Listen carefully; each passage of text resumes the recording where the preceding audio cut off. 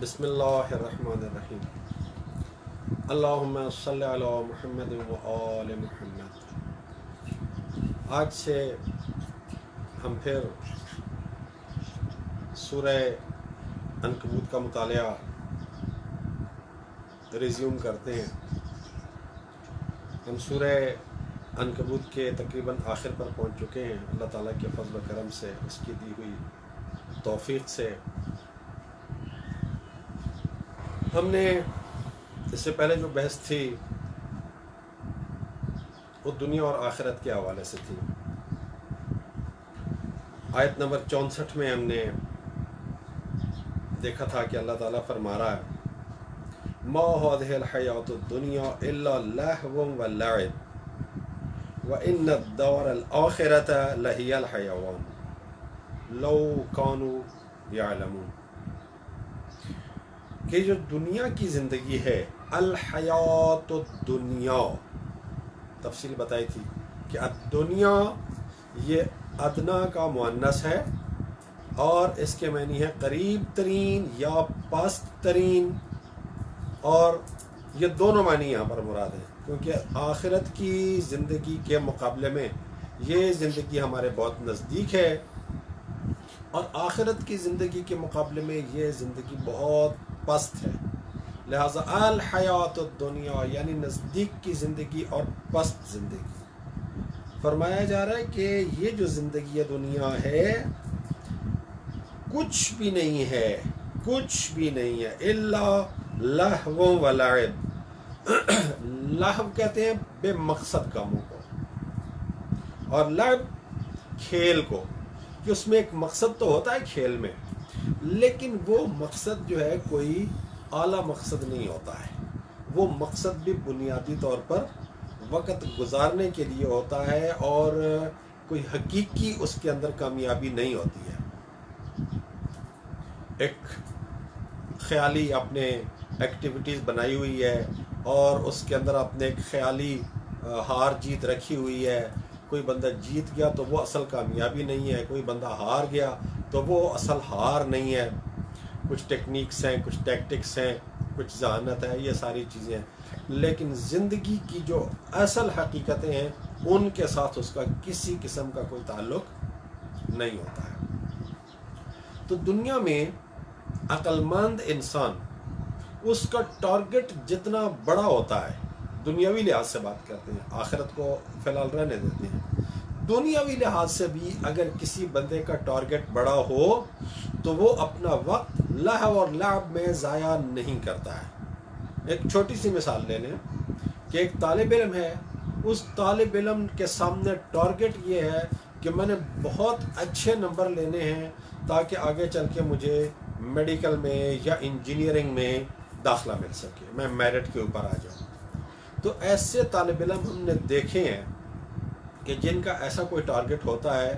وہ اپنی راتوں کی نیند کا بھی ایک بہت سارا ایسا قربان کر دیتے ہیں، کھیل کود بھی ان کی زندگی میں سے ختم ہو چکا ہوتا ہے، بے معنی کاموں پہ اپنا وقت ضائع نہیں کرتے، ساری توجہ اور سارا فوکس ان کا اپنے ٹارگٹ کے اوپر ہوتا ہے کہ ہم کام کریں کام کریں کام کریں تاکہ زیادہ سے زیادہ نمبر حاصل کر لیں، اس لیے کہ میرٹ میں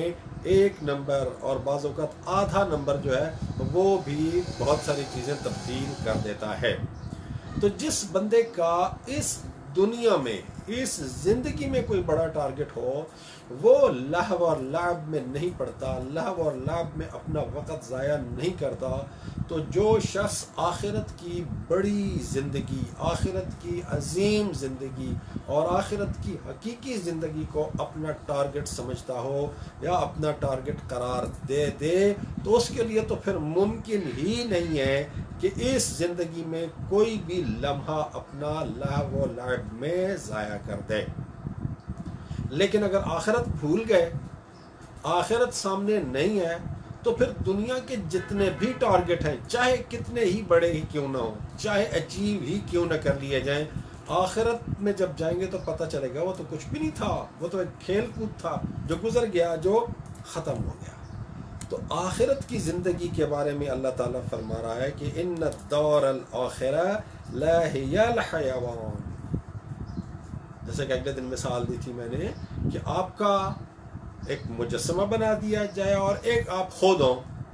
تو مجسمہ چاہے ہیرے کا بنا ہوا ہو چاہے سونے کا بنا ہوا ہو، جیسا بھی ہو وہ مردہ بے جان مجسمہ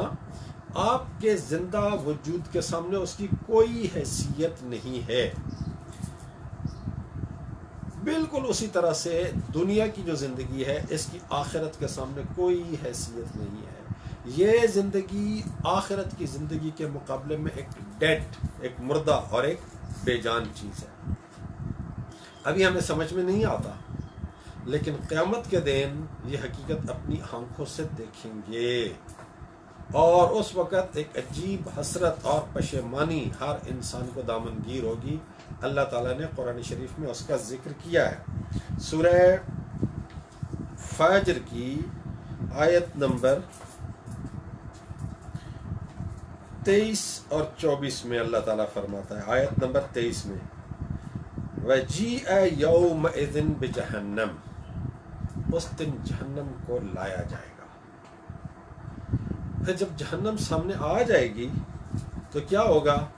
یومئذ یتذکر الانسان، اس دن انسان کو یاد آئے گا کہ حقیقت کیا تھی اور فریب کیا تھا، پانی کیا تھا، سراب کیا تھا۔ اس دن انسان کو حقیقت یاد آئے گی، وہ حقیقت جو قرآن کے ذریعے سے اللہ تعالیٰ بار بار یاد کرا رہا ہے، جو حقیقت اللہ نے اپنے رسولوں کے ذریعے سے بار بار لوگوں کو بتائی، لیکن لوگوں نے اسے نظر انداز کیا۔ قیامت کے دن جب جہنم کو انسان اپنے سامنے دیکھے گا تو وہ ساری باتیں اسے یاد آئیں گی۔ وَأَنَّى لَهُ الذِّكْرَى، لیکن اب یاد کرنے کا کیا فائدہ؟ اب اس یاد کرنے کا کوئی فائدہ نہیں ہے، کوئی نتیجہ نہیں ہے۔ اس وقت وہ انسان کیا کہے گا؟ یقول یا لیتنی قدمت لحیاتی، اس وقت انسان کہے گا کاش، یا لیتنی کاش قدمت لحیاتی، میں نے اپنی زندگی کے لیے کچھ آگے بھیجا ہوتا، اپنی زندگی کے لیے کچھ آگے بھیجا ہوتا۔ یہ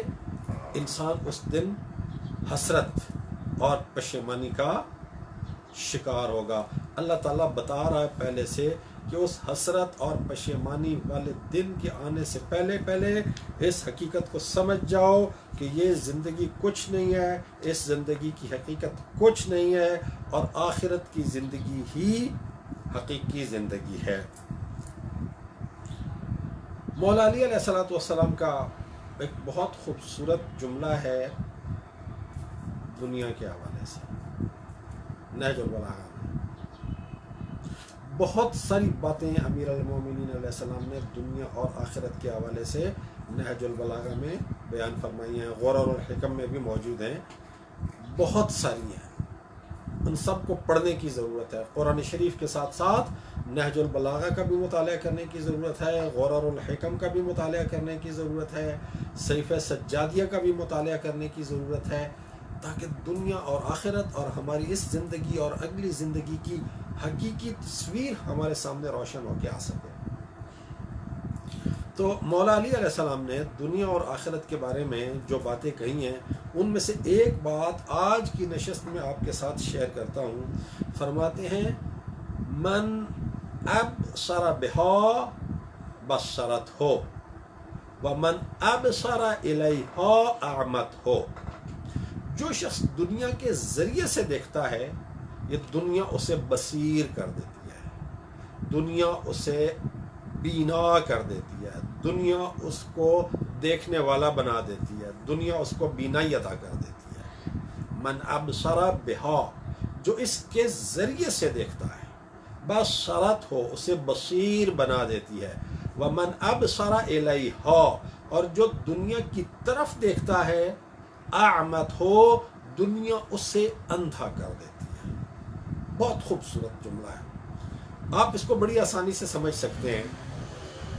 وہ لوگ جو اینک استعمال کرتے ہیں وہ بڑی آسانی سے سمجھ سکتے ہیں،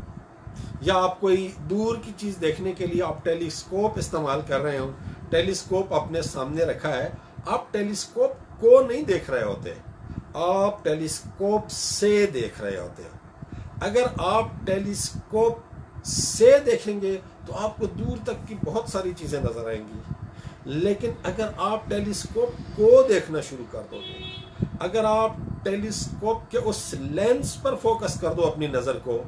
जो लेंस आपकी आंखों के सामने है, तो आप उस टेलीस्कोप के उस पार कुछ भी नहीं देख सकोगे, अंधे हो जाओगे। सामने जितनी भी चीज़ें वाज़े और नुमायाँ होंगी वो आपको नज़र नहीं आएंगी। इसी तरह से ऐनक है, ऐनक के शीशे के थ्रू आप देखते हैं, ऐनक के शीशे से आप देखते हैं, लेकिन अगर ऐनक लगाई हुई है आपने आंखों पर और आप ऐनक से देखने की बजाय आप अपनी नज़र फोकस कर दें ऐनक के शीशे पर, ऐनक के ग्लास के ऊपर, और आप उसको देखने लग जाएं, तो आपको सामने की कोई चीज़ भी नज़र नहीं आएगी, अंधे हो जाएंगे। तो मौला अली अलैहिस्सलाम फरमा रहे हैं कि ये दुनिया एक ऐसी ऐनक है, इसके ज़रिए से देखो तो बहुत सारी चीज़ें नज़र आएंगी। ये दुनिया एक टेलीस्कोप है, इस टेलीस्कोप के ज़रिए से देखोगे तो दूर तक की बहुत सारी चीज़ें नज़र आ जाएंगी। ये दुनिया एक माइक्रोस्कोप है, इसके थ्रू देखोगे तो बहुत सारी छोटी चीज़ें जो आम तौर पे नज़र नहीं आती हैं वो नज़र आना शुरू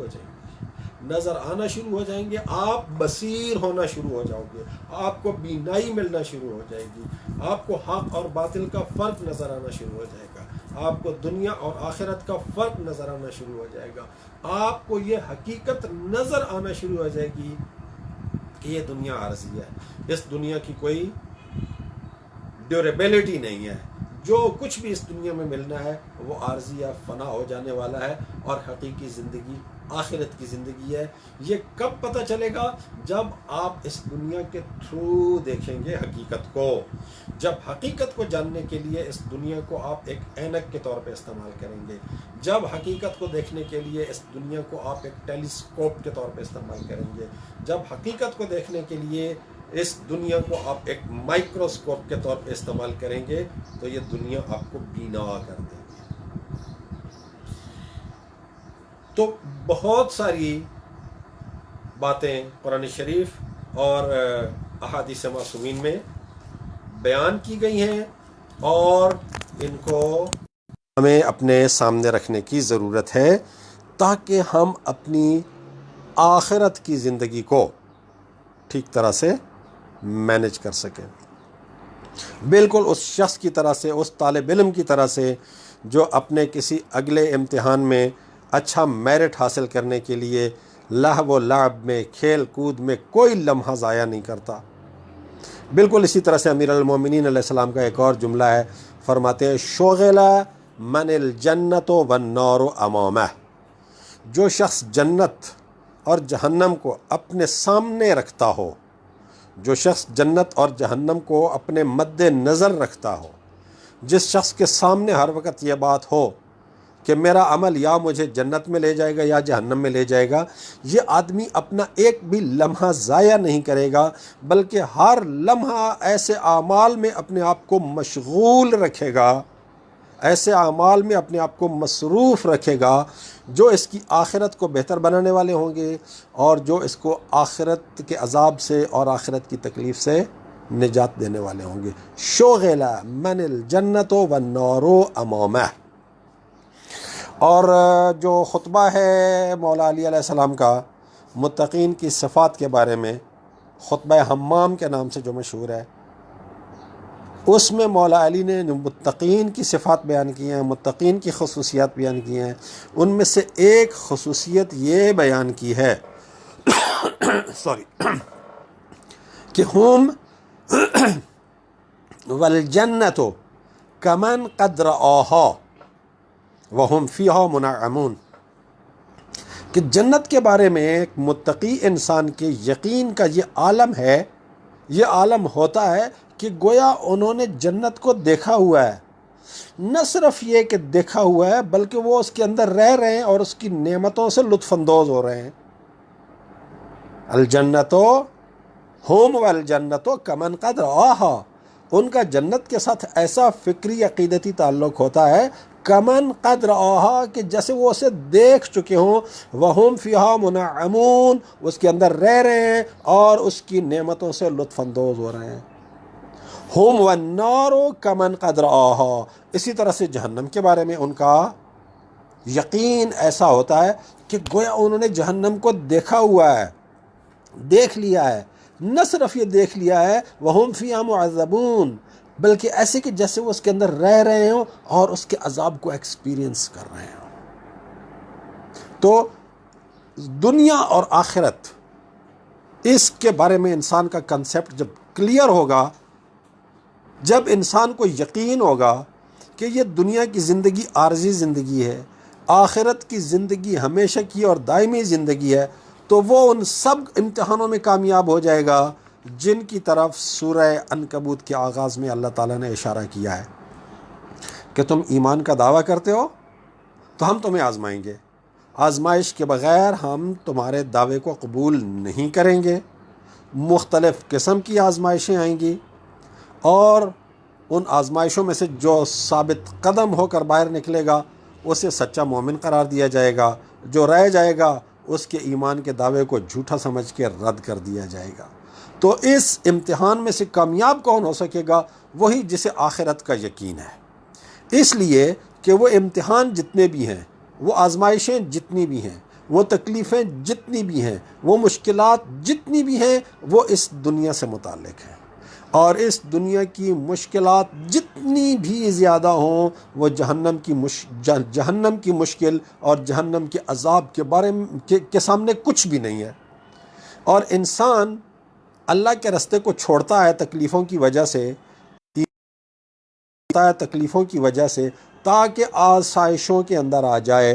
تو وہ آسائشیں عارضی ہیں اور وہ آسائشیں بہت چھوٹی ہیں۔ جنت کی آسائشوں اور جنت کی ابدی ابدی ابدی پرآسائش زندگی کے سامنے کچھ بھی نہیں ہے۔ جب یہ چیز سامنے آ جائے انسان کے، تو انسان دنیا کی عارضی مشکلات سے بچنے کے لیے اور دنیا کی عارضی راحتوں کو حاصل کرنے کے لیے اللہ تعالیٰ کے رستے سے منحرف نہیں ہوگا، ایمان کے رستے سے منحرف نہیں ہوگا، ایمان کے رستے پر ثابت قدم رہے گا، اور یہی ثابت قدمی ان آزمائشوں میں اس کو سرخرو کرے گی کہ جن آزمائشوں میں ثابت قدم رہنے کے بعد اللہ تعالیٰ اسے ایک سچے مومن کے طور پر مارک کرے گا۔ لو کانوا کا علم ہو جائے۔ وَإِذَا رَكِبُوا فِي الْفُلْكِ دَعَوُا اللَّهَ مُخْلِصِينَ لَهُ الدِّينَ، جب یہ کشتی میں سوار ہوتے ہیں اور کشتی کسی طوفان میں گر جاتی ہے تو پھر یہ مشرکین کیا کرتے ہیں، یا مجموعی طور پہ انسان کیا کرتا ہے؟ دعوا اللہ مخلصین لہ الدین، پھر ہر چیز بھول جاتی ہے، پھر سارے سہارے بھول جاتے ہیں، پھر سارے سہارے ہاتھ سے چھوٹ جاتے ہیں، پھر وہ اللہ کو پکارنے لگتے ہیں، اللہ کو پکارنے لگتے ہیں دل کی گہرائی سے، خلوص کے ساتھ، جیسے اللہ کے سوا اور کوئی ہے ہی نہیں ان کا۔ فَلَمَّا نَجَّاهُمْ إِلَى الْبَرِّ،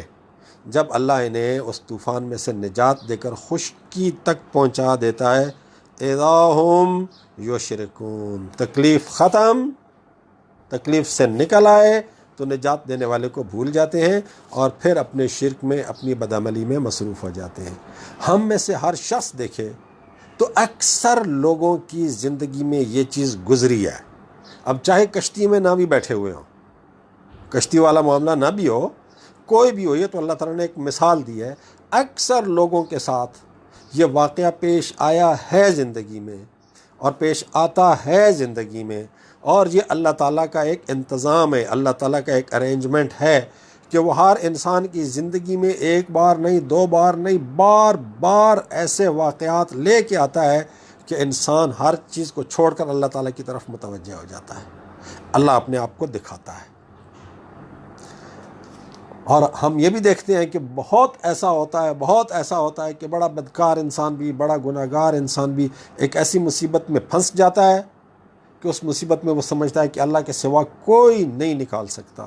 تو پھر وہ خلوص سے لمبی چوڑی دعائیں مانگنا شروع کر دیتا ہے، لیکن ادھر مصیبت ختم ہوئی، ادھر مصیبت ٹلی پھر وہ اپنی نارمل روٹین میں آ جاتا ہے، اور ہر قسم کی غفلت، ہر قسم کا گناہ اور ہر قسم کی یہ چیزیں دوبارہ ان کو شروع کر دیتا ہے۔ اور بہت کم لوگ ہوتے ہیں کہ جو اپنی اسی ایمانی حالت پر ثابت قدم رہتے ہیں جو اس مشکل کے وقت ان کے اندر پیدا ہوئی تھی۔ تو اللہ تعالیٰ انسان کو یہ آئینہ بھی دکھا رہا ہے کہ اس دنیا کی چھوٹی چھوٹی مشکلات کے لیے تم اپنے خود ساختہ معبودوں کو بھول جاتے ہو، تم اپنی خود ساختہ عبادتوں کو بھول جاتے ہو، ساری چیزوں کو بھول جاتے ہو، تو آخرت کی مشکل تو اس سے کہیں زیادہ مشکل ہوگی، آخرت کی تکلیف اس سے کہیں زیادہ بڑی تکلیف ہوگی۔ اور اس تکلیف سے بھی بچنے کا تعلق یہ ہے، بچنے کا راستہ یہ ہے کہ اس دنیا میں اپنا اللہ تعالیٰ کے ساتھ تعلق بنا لو، اللہ تعالیٰ کو اپنا رب اور اپنے آپ کو اس کا عبد بنا لو، اس کے ساتھ ربوبیت اور عبودیت والا تعلق جو ہے اس کو قائم کر لو، اس کو استوار کر لو، اس کے مطابق یہ زندگی بسر کر لو، تو پھر اس زندگی کی مشکلات تو جو ہوں گی وہ آسانی سے کٹ جائیں گی، اور آخرت کی جو ابدی زندگی ہے، جو حقیقی زندگی ہے، اس کی مشکلات سے تم محفوظ رہ جاؤ گے۔ لِيَكْفُرُوا بِمَا آتَيْنَاهُمْ، یہ دوبارہ شرک کرنے لگ جاتے ہیں، دوبارہ گناہوں کی طرف پلٹ جاتے ہیں۔ کیوں؟ لِيَكْفُرُوا بِمَا آتَيْنَاهُمْ، تاکہ میری نعمتوں کی ناشکری کریں۔ یہ ناشکری ہوتی ہے کہ انسان مصیبت میں اللہ کو پکارے، پھر اللہ جب انسان کو نجات دے دے اپنے عظیم فضل سے، اپنے عظیم احسان سے، یہ اس کا احسان ہے کہ اللہ تعالیٰ انسان کو نکال دے مصیبت سے، مشکل سے، تو اس احسان پر شکر گزاری کی بجائے پھر انسان کیا کرے؟ دوبارہ گمراہی میں، گناہ میں، غفلت میں اپنا وقت گزارنا شروع کر دے۔ اور لِيَكْفُرُوا یہاں پر ناشکری کے معنوں میں، بِمَا آتَيْنَاهُمْ، جو نعمتیں ہم نے انہیں دی ہیں ان کا کفران نعمت۔ کفر یکفرو کبھی کفر سے آتا ہے، کبھی کفران سے آتا ہے۔ تو اللہ تعالیٰ کی نعمتوں کا انکار کفران نعمت ہے، اللہ تعالیٰ کی ہدایت کا انکار وہ کفر بھی ہے اور کفران نعمت بھی ہے، اس لیے کہ اللہ تعالیٰ نے انسان کو جتنی نعمتیں عطا کی ہیں، ہدایت ان نعمتوں میں سے سب سے بڑی نعمت ہے۔ رسول اللہ صلی اللہ علیہ وآلہ وسلم جیسی ہستی آئے کسی معاشرے میں اور انہیں قرآن جیسی ہدایت پیش کرے تو اس سے بڑی کون سی نعمت ہوگی؟ رسول اللہ سے بڑی کون سی نعمت ہوگی؟ قرآن سے بڑی کون سی نعمت ہوگی؟ ہدایت سے بڑی کون سی نعمت ہوگی؟ تو جو ماننے سے انکار کرتا ہے یعنی کفر کرتا ہے، وہ کفر کے ساتھ ساتھ ناشکری بھی کر رہا ہوتا ہے، تو کفر بھی کر رہا ہوتا ہے، کفران بھی کر رہا ہوتا ہے۔ تو اللہ تعالیٰ یہی کہتا ہے کہ جب مشکل میں ہوتے ہو، تکلیف میں ہوتے ہو، تو خلوص کے ساتھ اللہ کو پکارتے ہو، نجات مل جاتی ہے، تو پھر اپنی دوبارہ شرک، گناہ اور بدعملی کے راستے پر چل پڑتے ہو، تاکہ اپنے کفر اور کفران نعمت والے سلسلے کو جاری رکھ سکو۔ وَلِيَتَمَتَّعُوا، تاکہ تم اس دنیا کی لذتوں سے لطف اندوز ہو سکو، بہرامند ہو سکو۔ فَسَوْفَ يَعْلَمُونَ، آگے چل کے تمہیں پتہ چل جائے گا حقیقت کا۔ پھر اللہ تعالیٰ مکہ ہی کے لوگوں کو، چاہے وہ مشرکین مکہ ہوں، چاہے ایمان لے آنے والے، ان کو اللہ تعالیٰ مخاطب کر کے کہہ رہا ہے اولم یروا انا جعلنا حرما آمنا، کیا ان لوگوں نے یہ نہیں دیکھا کہ ہم نے اس حرم کو امن کی جگہ بنایا ہے۔ وَيُتَخَطَّفُ النَّاسُ مِنْ حَوْلِهِمْ، جبکہ ارد گرد کے جو لوگ ہیں وہ اچک لیے جاتے ہیں۔ حرم میں جو آ گیا، حرم میں جو داخل ہو گیا، تو یہ زمانہ جاہلیت میں بھی تھا کہ جو شخص حرم میں آ گیا، بدترین دشمن بھی ایک دوسرے کو حرم میں کچھ نہیں کہتے تھے،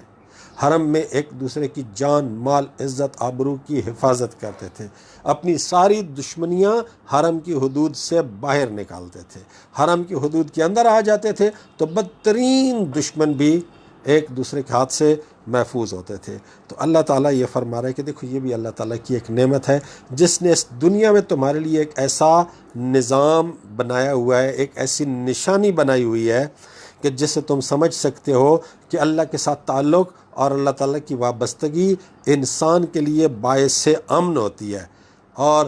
بالکل اسی طرح سے جس طرح تم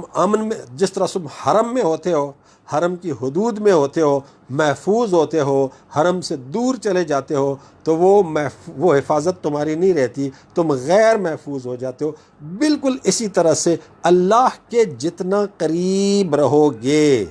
اللہ کے جتنا قریب رہو گے امن میں رہو گے، اللہ کے عذاب سے امن میں رہو گے، نفس امارہ کے وسوسوں سے امن میں رہو گے، شیطان کے وسوسوں سے امن میں رہو گے، گناہوں سے امن میں رہو گے، اور جیسے جیسے اللہ تعالیٰ سے دور ہوتے چلے جاؤ گے تو تمہاری یہ حفاظت اور تمہارا یہ امن ختم ہو جائے گا۔ تم نفس امارہ کے وسوسوں کے زد میں آ جاؤ گے، تم شیطان کے وسوسوں کے زد میں آ جاؤ گے، تم نفسانی خواہشات کے ہاتھوں مغلوب ہو جاؤ گے، گناہوں کا ارتکاب کرنے لگ جاؤ گے اور اللہ تعالیٰ کے عذاب سے محفوظ نہیں رہ سکو گے۔ تو جس طرح اس دنیا میں تم امن حاصل کرنے کے لیے حرم میں آ جاتے ہو، اللہ کے اس حرم کے قریب ہو کر اپنے آپ کو محفوظ بنا لیتے ہو، اسی طرح سے حقیقی زندگی میں اپنے آپ کو محفوظ بنانے کے لیے اللہ تعالیٰ کے ساتھ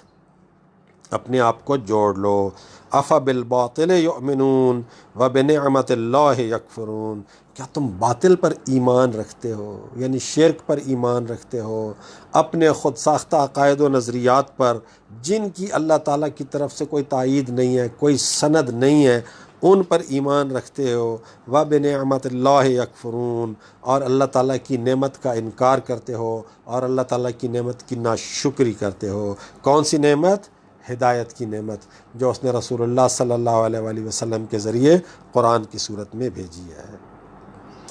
آگے ایک اور بڑی اہم بات کہی جا رہی ہے، آج اس کی طرف اشارہ کرتے ہیں، کل اس کی تفصیل میں جائیں گے انشاءاللہ۔ وَمَنْ أَظْلَمُ مِمَّنِ افْتَرَى عَلَى اللَّهِ كَذِبًا أَوْ كَذَّبَ بِالْحَقِّ لَمَّا جَاءَهُ، یہ دو دھاری بات ہو رہی ہے۔ اس شخص سے بڑا ظالم کون ہوگا جو اللہ پر جھوٹ باندھے، یا اس شخص سے بڑا ظالم کون ہوگا جو حق کو جھٹلائے اور حق اس کے پاس آ چکا ہو۔ دو کردار اللہ تعالیٰ بیان کر رہا ہے۔ مشرکین مکہ کیا کہتے تھے، یا ہر دور کے کفار کیا کہتے تھے؟ جب اللہ کا رسول اللہ کا پیغام ان تک پہنچاتا تھا، کہتا تھا میں اللہ کا رسول ہوں، یہ اللہ کا پیغام لے کے آیا ہوں، میں اللہ کا رسول ہوں، یہ اللہ کی کتاب لے کے آیا ہوں، تو لوگ کیا کہتے تھے آگے سے؟ نہ ماننے والے کہہ رہے تھے جھوٹ بول رہا ہے، افتراء، اللہ کے بارے میں جھوٹی باتوں کی نسبت دے رہا ہے۔ اللہ تعالیٰ یہ کہہ رہا ہے کہ دیکھو، اگر کوئی شخص اللہ کا نبی نہیں ہے، اللہ کا رسول نہیں ہے، اور جو کچھ کہہ رہا ہے وہ اللہ کا پیغام نہیں ہے، تو ایسا شخص بہت بڑے ظلم کا ازلم سپرلیٹو ڈگری کا ظالم ہے۔ وَمَنْ أَظْلَمُ مِمَّنِ افْتَرَى عَلَى اللَّهِ كَذِبًا، اس شخص سے بڑا ظالم کون ہوگا جو اللہ پر جھوٹ باندھے، اللہ کی طرف جھوٹی باتوں کی نسبت دے۔ اچھا، مطلب کیا ہے کہ اگر یہ حق نہیں ہے، یہ جو دعوت تمہارے پاس پہنچ رہی ہے یہ حق نہیں ہے، تو پھر اس دعوت کا لے کے آنے والا سب سے بڑا ظالم اللہ اس کے ساتھ نمٹ لے گا۔ لیکن دوسری طرف سے یہ دیکھ لو کہ اگر یہ دعوت حق ہے، تمام دلائل کے ذریعے سے، عقلی دلائل کے ذریعے سے، فطری دلائل کے ذریعے سے، ہر قسم کے دلائل کی روح سے جب ثابت ہو جائے کہ یہ دعوت لے کے آنے والا جھوٹا نہیں ہے، یہ دعوت لے کے آنے والا باطل نہیں ہے، یہ دعوت لے کے آنے والا برحق ہے، سچا ہے، تو اب جو اس حق کو جھٹلائے گا اس سے پھر بڑا ظالم کوئی نہیں ہوگا۔ تو ایک اللہ کا نمائندہ ہونے کا جھوٹا دعویٰ کرے، بہت بڑا ظالم۔ دوسرا، جو اللہ تعالیٰ کے نبی کو، اللہ تعالیٰ کے پیغام کو جب کہ اس کے پاس آ جائے اور واضح بھی ہو جائے کہ یہ حق ہے، اللہ کا پیغام ہے، پھر اسے جھٹلا دے، تو اس سے بھی بڑا ظالم کوئی نہیں ہے۔ ظلم کی سب سے بری کنڈیشن، ظلم کی سب سے بری صورت اللہ تعالیٰ یہ بیان کر رہا ہے کہ انسان اللہ کی طرف جھوٹ بولے۔ اللہ تعالیٰ کی طرف جھوٹ بولنے کا ایک پہلو تو یہ ہے کہ کوئی شخص نبی نہ ہو اور کہے کہ میں نبی ہوں، ایک یہ ہے۔ دوسرا جھوٹ بولنے کی یہ ہے کہ کوئی شخص یہ کہ اللہ نے ہمیں کہا کہ ان بتوں کی عبادت کرو، اللہ نے ہمیں کہا کہ تم بت پرستی کرو، اللہ نے ہمیں کہا کہ تم یہ برے کام کرو، تو یہ بھی اللہ تعالیٰ کے اوپر افتراء ہے۔ تو اب دو چیزیں آ گئیں، ایک اللہ تعالیٰ کے اوپر افترا باندھنا اور ایک حق کا جھٹلانا۔ یہ دونوں اللہ تعالیٰ کہہ رہے ہیں کہ بہت بڑے ظلم ہیں۔ حق کسی کے پاس آ جائے اور وہ حق کو پہچان لے اور حق کو پہچان لینے کے باوجود اس کو جھٹلا دے، کذب بالحق لما جاءہ، حق کو جھٹلا دے جب حق اس کے پاس آ چکا ہو، اس سے بڑا ظالم کوئی نہیں ہے۔ الیس فی جہنم مثوی للکافرین، کیا کافروں کے لیے جہنم میں ٹھکانہ نہیں ہے؟ تو اللہ تعالیٰ بتا رہا ہے کہ حق کے رستے پر چلنے میں تمہاری نجات ہے، اور حق کو جھٹلانے کا نتیجہ اور حق کو جھٹلانے کا انجام سوائے جہنم کے کچھ بھی نہیں ہے۔ تو انسان کے پاس اس دنیا میں اس زندگی کو گزارنے کے دو رستے ہیں، حق کا رستہ، باطل کا رستہ۔ اس دنیاوی زندگی کو گزارنے کے دو رستے ہیں، حصول جنت کا رستہ اور جہنم کی طرف لے جانے والا رستہ۔ حق کا رستہ وہ رستہ ہے جو انسان کو جنت کی طرف لے کے جاتا ہے، حق کا رستہ وہ رستہ ہے جو انسان کو اللہ کے قریب لے کے جاتا ہے، باطل کا رستہ وہ رستہ ہے جو انسان کو جہنم کی طرف لے کے جاتا ہے اور اللہ کے عذاب کا مستحق بنا دیتا ہے۔ تو اللہ تعالیٰ اسی حقیقت کو کھول کھول کر قرآن شریف میں انسان کے سامنے بیان کر رہا ہے کہ یہ دو رستے ہیں اور یہ ان دونوں رستوں کا انجام ہے۔ ایک رستے پر چلنے کا انجام جنت کی ابدی آسائشوں بھری زندگی ہے، اور دوسرے رستے پر، باطل کے رستے پر چلنے کا انجام یہ ہے کہ جہنم کی ایک طویل اور تکلیفوں سے بھری ہوئی زندگی ہے۔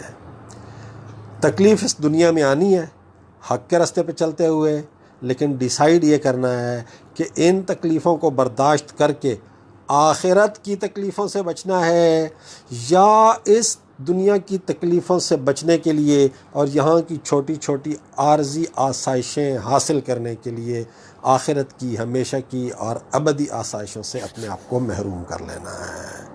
تو یہ اس مہینے میں قرآن نازل ہوا، اور اس مہینے میں قرآن کی تلاوت کرنے کا مقصد یہ ہے کہ ان حقائق کو ہم سمجھیں، ان حقائق کو ہم سمجھ جائیں تو پھر ہماری سوچ تبدیل ہو جاتی ہے۔ جب ہماری سوچ تبدیل ہو جاتی ہے تو ہمارا عمل تبدیل ہو جاتا ہے۔ اگر قرآنی ہدایت کے نتیجے میں ہمارا معاشرہ یہ سمجھ لے، پاکستانی معاشرہ یہ سمجھ لے، جتنا اس مہینے میں لوگ تلاوت قرآن کا اہتمام کرتے ہیں، مساجد میں تراویح ہوتی ہے اور تراویح میں ختم قرآن کیا جاتا ہے، لیکن اس کو سمجھ کوئی نہیں رہا ہوتا، بس پڑھ رہے ہوتے ہیں، کھڑے ہوتے ہیں، سن رہے ہوتے ہیں اور تھک رہے ہوتے ہیں، سمجھ کوئی نہیں رہے ہوتے ہیں۔ اور جو لوگ پڑھتے ہیں اور سمجھنے کی بھی کوشش کرتے ہیں، ترجمے کے ساتھ پڑھتے ہیں، اگر سارے لوگ قرآن شریف کو سمجھنے کے لیے پڑھنا شروع کر دیں اس مہینے میں، اور اس بات کو سمجھ جائیں کہ ہر قسم کا گناہ، ہر قسم کی جھوٹ، ہر قسم کی دو نمبری، ہر قسم کا ظلم، ہر قسم کی بدکاری ہماری آخرت کو برباد کر دے گی، تو دنیا میں ہر انسان،